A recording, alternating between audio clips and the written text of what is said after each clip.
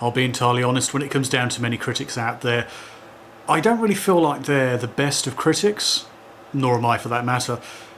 There's a kind of unclear area between what is basically a troll, I suppose, and a person who's a genuine critic. And usually there's a mixture. That's why it's an unclear line. It's not like a line in the sand. Oh, you said something bad, you're a troll. No, it's a question of people who are very often critics, and perhaps even quite good critics, also throw in a lot of insults, a lot of things that aren't really great points, not terribly sceptical. I'm guilty of that on occasion.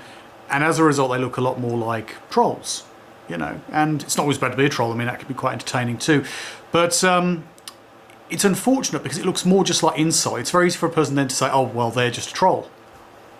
They're just an insulter. They're a joke. They're a comedian, or whatever the case may be. It depends on the actual genre they're in.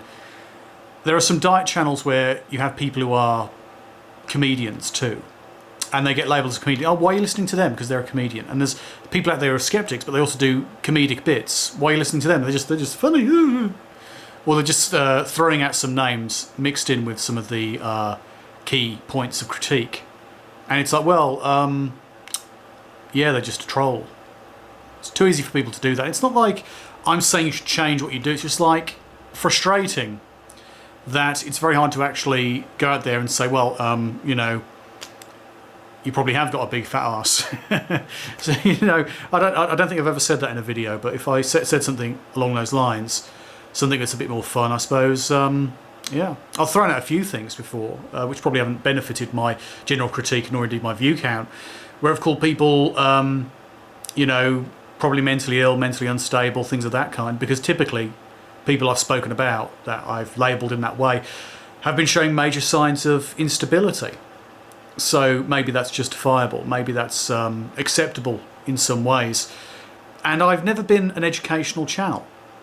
I've done bits that are, well, borrowed from elsewhere. I've repeated stuff. Read this website, and I've put in the comments, here's the link to the original, to the list, or to the article, you know, here's what Skeptics something or other said, etc. And yeah, you know, it's not a question of me being educational. I am in that kind of, it's not a no man's land, it's a land where many people reside, somewhere between insult and real injury. Real injury is a question of an intellectual process. You shoot down a person's comments and ideas and you really provide something of real use. I think I've done that on a few occasions, to be honest. Although I've never really mingled with the right kind of community. I've not done the whole social media thing in a way which would benefit me and my content, because that doesn't really matter to me very much. But still, I think it's worth on occasion, you know, dealing with some of the issues in the world and some of the issues you care about.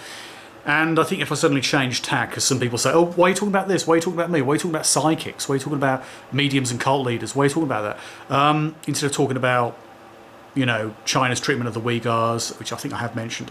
Why aren't you doing that wholesale? Why aren't you talking about the deep state? Why aren't you talking about this? Why aren't you talking about that? Well, as I said before, I don't think that's my subject matter. And even if it was, I don't think I'd put it on the same channel as this. I'd do a channel elsewhere and do different opinions, because very often differing opinions are not compatible.